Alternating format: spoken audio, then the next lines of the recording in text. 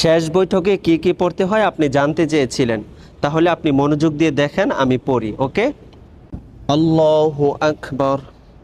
আত্তাহিয়াতু লিল্লাহি ওয়াসসালাওয়াতু ওয়াত-তাইয়্যিবাত। আসসালামু আলাইকা আইয়ুহান নাবিয়্যু ওয়া রাহমাতুল্লাহি ওয়া বারাকাতুহু।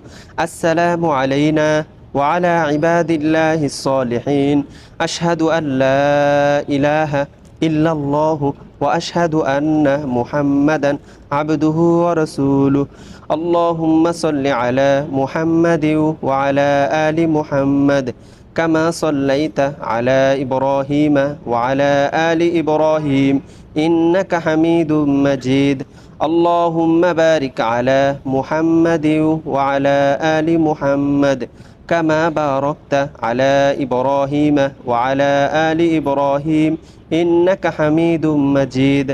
اللهم إني ظلمت نفسي ظلما كثيرا ولا يغفر الذنوب إلا أنت فاغفر لي مغفرة من عندك وارحمني إنك أنت الغفور الرحيم। السلام عليكم ورحمة الله। আসসালামু আলাইকুম ওয়া রাহমাতুল্লাহ। এভাবেই পড়তে হবে। ওকে। আর এই ভিডিওটি সবার কাছে শেয়ার করে দাও ইনশাআল্লাহ।